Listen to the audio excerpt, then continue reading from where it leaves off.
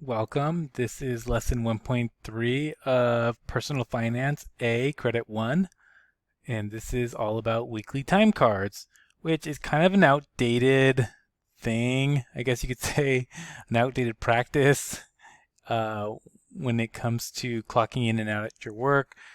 However, there are still places that do that, and it's a physical card that you put into a slot, like there's a machine or a slot that does it for you, but you put this card in, and it tells you what time you started, ended, right? You started your work, then you ended for lunch, you started up from lunch again, and then you ended for the day.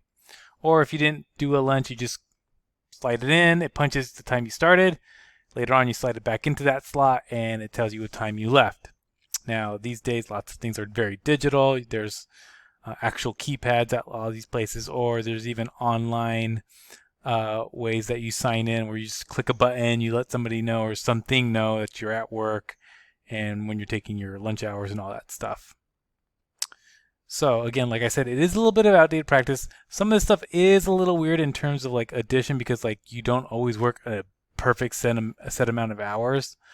But we'll talk about that together so that we can make this as easy as possible. The concept check only has two problems.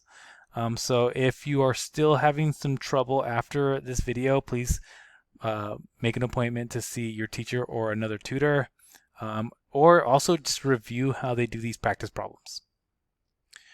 So let's start with number one. And yep, got something going on here. Got a color, good.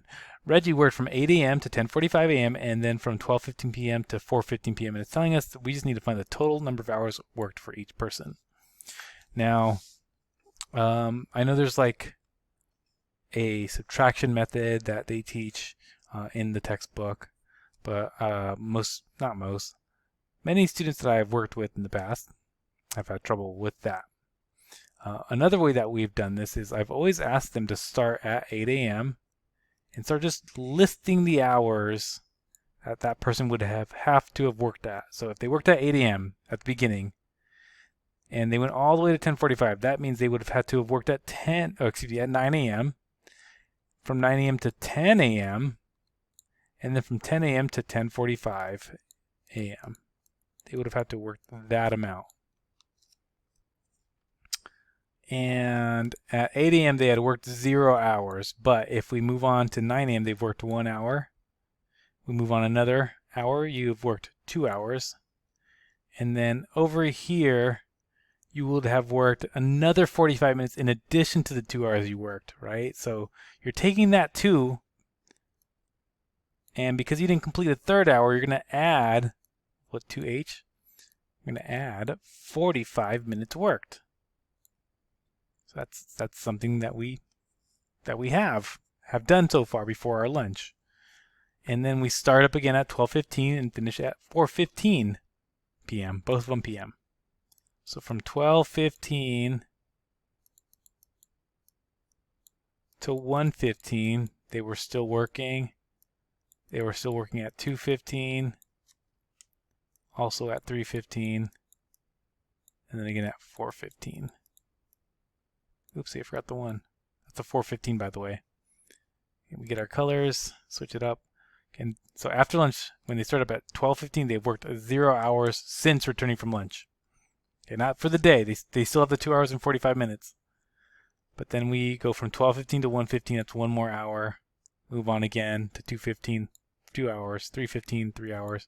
And then at 4:15, they have worked 4 more hours after their lunch. They both end in a 15, so there's no extra minutes there.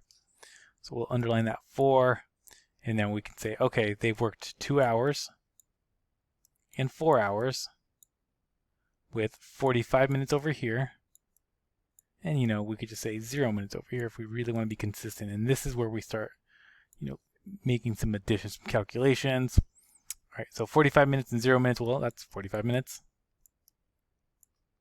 And the 2 hours and 6 hours makes, the 2 hours and 4 hours makes 6 hours.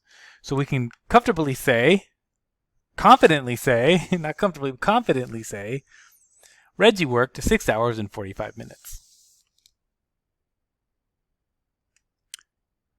and magically we'll make that disappear. So make sure you rewind and pause if you need to look at that again.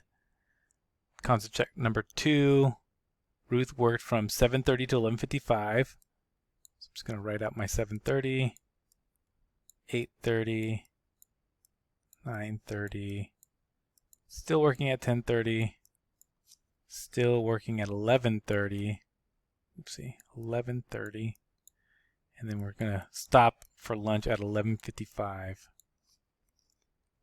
We're going to start measuring how many hours we've worked now. We're going to calculate them or list them, list the hours we've worked.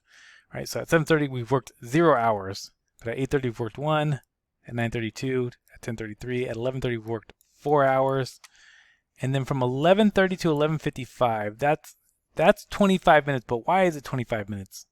Well, that's a calculation of the 55 minutes that you stopped at minus the 30 minutes that we were comparing it to before.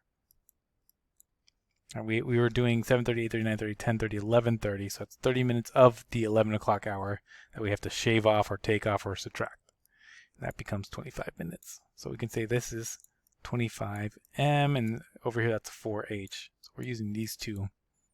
4 hours and 25 minutes, and let's just keep it that way right now for now, and then do 1 p.m. to 4:50 p.m. So this person took a long lunch, an hour and 5 minutes, but they returned at 1 o'clock, kept working at 2, at 3, at 4 o'clock, and then at 4:50, it's not 5 o'clock, so that's not an hour, that's going to be some minutes there. 4:50 they stopped, so again 0 hours worked. After lunch they've worked 0 hours additionally. At 2 o'clock 1 hour, at 3 o'clock 2 hours, at 4 o'clock a third hour of work. There you go, 3 hours right there, and then something happened from 4 to 4:50. That's 50 more minutes of work together. And that's what we're going to add next. And let's do some colors over here. We'll do black. We have the 4 hours and the 3 hours combined. We have the 25 minutes and the 50 minutes. And this isn't going to be as straightforward anymore because we have 60 minutes in an hour. This is going to be over 60, but don't worry, I'm going to help you with that. Or hopefully help you understand that. Combining these or adding. The 25 and the 50, let's see, 5 and 0 make 5. 5 and 2 make 7, so that's 75 minutes. Let's see, 4 hours and 3 hours makes 7 hours. So they've worked 7 hours and 75 minutes, but that can't actually be our answer because 60 minutes is 1 hour, so we've exceeded the 60. We have to convert the 75 minutes into something else, hours or something like that. So it's going to turn out to be a fraction or a decimal number, right? So we are not totally even solid on 7 hours yet. We know we have 7 hours plus something, but what are we adding? Well, we know we have 75 minutes, and these are 75 minutes compared to 60 minutes in the hour. So that's our calculation, 75 over 60. And if you want to use a calculator, that's fine because we could just convert that into something with a decimal. 75 divided by 60.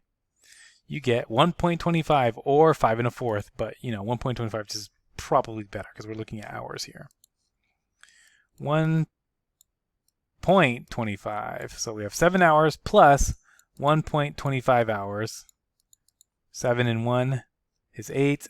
With the 0.25 makes 8.25 hours worked for this particular problem right over here. So go ahead and pause the video, review that work, but that's it for 1.3. Thanks for watching.